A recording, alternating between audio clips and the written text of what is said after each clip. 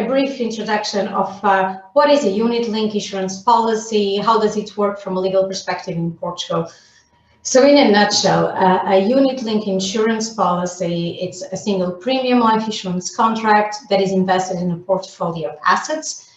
This investment in the portfolio of assets will follow the strategy or strategies that were selected by the policyholder. It's also important to understand that the policyholder owns the rights on the policy. Each insurance policy will be linked to a segregated underlying portfolio. The policyholder can surrender partially or totally the policy at any point in time. And the policyholder can also appoint beneficiaries and change them during the time of the policy, of course, if they are not appointed on an irrevocable basis. But if they are appointed on a revocable basis, they can change the beneficiaries during the policy time. Next slide, please.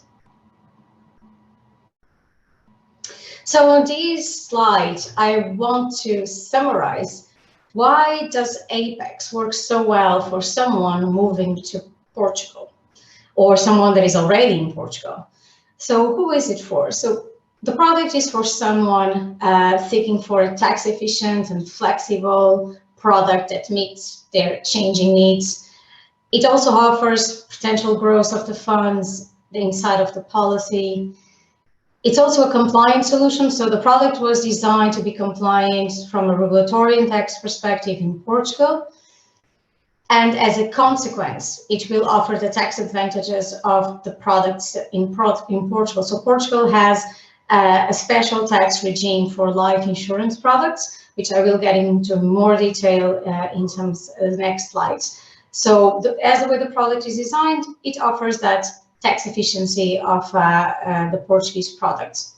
It also offers a wide investment options. So the client has the ability to select external funds or appoint platform advisors or DFMs that will manage their investments. It's also a good solution for succession planning. So it offers a chance of the client to pass the wealth in a tax efficient manner through the nomination of beneficiaries. So if you appoint beneficiaries, the insurance company, in this case, at most, we won't care about inheritance rules. That's not up to us. So this is a way of the client to plan the succession.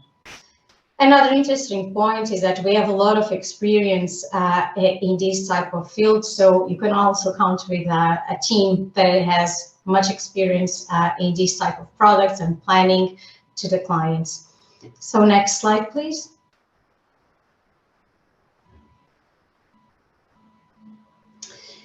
On this slide, I'm going now to get into the detail of how does the taxation in Portugal of our product works. So the first thing that is important to understand is that as long as the client does not surrender the product partially or totally, okay, there's no taxation on the capital gains, and the losses that you might have in your portfolio will offset internally within the portfolio. This is a big advantage if we compare with other direct portfolios or with other products you could invest in Portugal, like a simple savings account. Because on those ones, you'll be taxed in the moment you have the gain, the dividend, whatever. In this situation, unless you surrender, you don't need to make any type of reports to the tax authorities, and everything happens inside of the policy because the portfolio is wrapped in the policy. In case the client makes a partial surrender, the taxation will happen on the proportional capital gain. So the proportional capital gain will be subject to personal income tax. And then in Portugal, as I was mentioning previously, we have a special treatment from a tax perspective for these gains. So at least if the premiums paid were in the course of the first half of the policy represents 35% of the total premiums, you will benefit of a reduction in the taxation of the gains, depending on the time you have the policy in place. So if the policy's life is between 5 and 8 years, your effective taxation will be 22.4%. But if the policy has more than 8 years, it will be 11.2%. So it's after 8 years of life of the policy that you reach the real tax efficiency in terms of taxation of the gains. And if you compare 28%, which is the standard rate you would be paying on another investment product, with 11.2%, that's a good saving in terms of taxation of the gains. Other important point in terms of taxation of the product is that the premiums are excluded from Portuguese stamp duty and VAT. Also, no VAT is applied on the portfolio management of the custodial fees as insurance companies based in Ireland. And finally, on the death benefit payment, there's no taxation. So there's no stamp duty, there's no gift tax, there's no taxation at all, independently of the relationship between the policyholder and the beneficiaries. So next slide, please. Other advantage of the product is the range of investment options that we offer. So we offer open architecture, platform, and discretionary fund manager. What means all of them? So on open architecture, the clients or the insurance intermediary will instruct utmost to invest in external funds. In this solution, we have only one custodian. So we have Citibank holding the custody of the assets. On the platform solution, we have the insurance intermediary undertaking trades on the platform, and the platform will be holding the custody of the assets. On the discretionary fund manager, what we call the DFM, so we have the DFM making the asset selection in line with the investment mandate, and the DFM will hold the custody of the assets in this solution. Next slide, please. Now, in terms of succession planning, getting into more detail of what I was referring previously, so I would split between what is good from the Portuguese angle and what is good in case the client returns to the UK. So from the Portuguese angle, the good side in terms of succession planning is that if the policyholder appoints on a revocable or irrevocable basis beneficiaries, this will meet the client succession planning needs. So he can appoint a beneficiary, and this person will be receiving the policy value by the time the benefit is paid. Also, the payments to the beneficiaries of insurance policies are out of scope of any type of taxation, again, stamp duty, gift tax, whatever. In case the client decides to return to the UK, the way our product was designed, the revocable beneficiary nomination can be revoked on the return to the UK. No endorsements will be needed for the policy to comply with the UK tax law. And another important feature, in case the client decides to go back to the UK, is that even segments not being recognized in Portugal, we decided to include segments in the policy because in case the client decides to move one day back to the UK, this would allow him to mitigate the tax. And one example is, imagine if the recipient and the policyholder are both in the UK, the policyholder can assign individual segments to the spouse, other child, prior to the surrender. So the product was designed for that since inception. In case the client decides to move back to the UK, everything will work. Next slide, please. And next one, thank you. So, sorry, one back. On this one, I've just summarized very briefly the product overview. So it's a life policy. It offers also the death benefit payment, which represents 100% of the investment value. On maturity date, there's no maturity date in this product. Life assured can be appointed up to 6. In terms of age limits, so the applicant's age at entry needs to be minimum 8 years and the maximum of 80 years. For the life assured age at entry, it needs to be minimum 14 years if they have the legal guardian consent, and 18 years without consent, and the maximum of 80 years. In terms of life basis, it can be single, multiple lives first death, multiple lives last death. On death benefit is paid to the beneficiaries. Next slide. And another one. Thank you. So what happens in case the client goes back to the UK?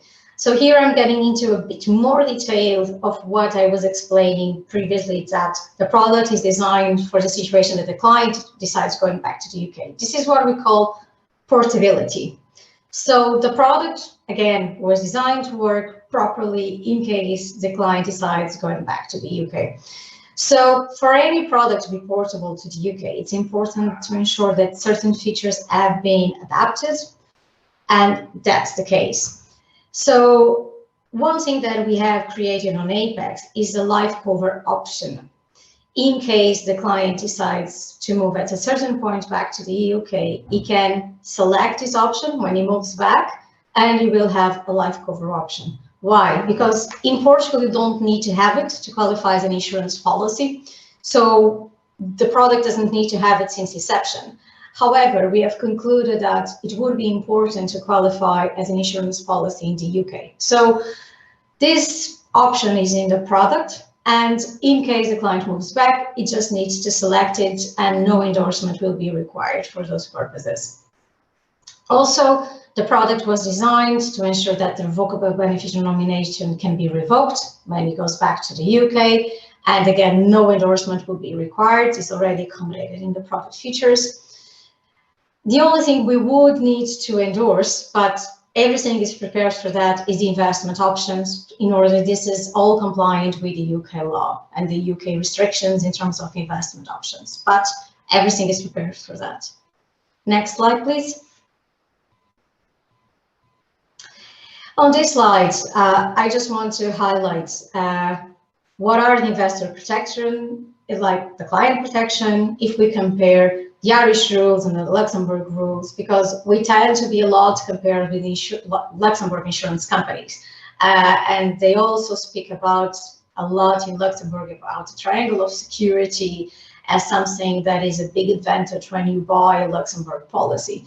So on this table, I've tried to go through all the main features that usually the clients want to understand and compare Ireland and Luxembourg to explain that there's really no big advantage comparing Ireland with Luxembourg. So let's start. In terms of solvency regime, both jurisdictions are covered by the EU Solvency II directive. In terms of segregation of the policyholder assets in both jurisdictions, it needs to be done. So 100% of the policyholder assets need to be segregated by law. So again, the same in both jurisdictions. In terms of governance of custodians, in Ireland, everything is ruled by the Central Bank of Ireland, and it needs to follow the Central Bank of Ireland requirements. And in Luxembourg, you have the three-party agreement.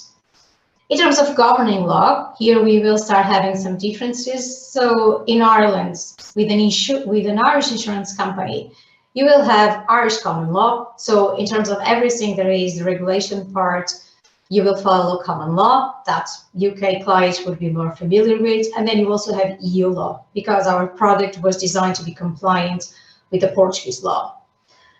On the other side of the Luxembourg insurance companies, you will have Luxembourg civil law, and you will have the EU law also. So the Irish one will give you the bits of the advantage of there are some angles that will be covered by the common law, which you are more familiarized with. Now, on the VAT on the DFM fees, that's where you find a good advantage if you compare Ireland with Luxembourg. So in Ireland, the DFM fees don't pay VAT, and in Luxembourg they do. They pay a 17% rate of VAT. On a final one, so if you asked, were there any cases of failure of the life companies in these jurisdictions? So in Ireland, none. And in Luxembourg, there was one case, XL Life. So I would say that in a balance, Ireland offers you a bit more of advantages. Next slide, please. And another one. So finally, oh, sorry, that one. I'm just going to highlight some additional advantages of our product. So it's easy and quick to implement. So it's much easier to set up an insurance policy than a trust or a CCAF. Again, it's also easy to grow because you just need to make additional premiums if you want, and that's it. You just need not to notify us that you want to make a top-up of the policy. Another advantage is, imagine a situation that a client wants to get a loan from a bank, and he doesn't want to liquidate his portfolio, he could offer our policy as a collateral to get the loan.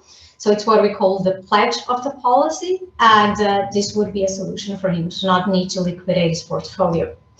Finally, it's also very good in terms of simplification of tax reporting, because again, you don't need to report the gains, the dividends that are happening inside of the policy. Everything happens inside of the policy. So only when you surrender, you need to make your reports.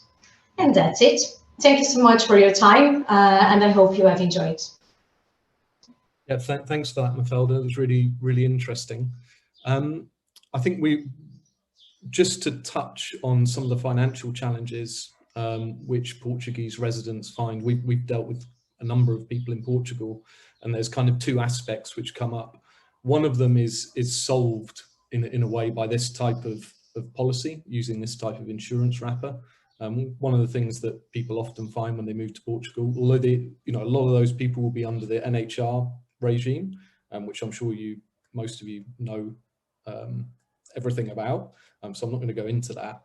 But what people find is that capital gains tax is relatively high in Portugal compared to other jurisdictions, and using this type of insurance structure is a way to mitigate that if you're going to hold it for the long term.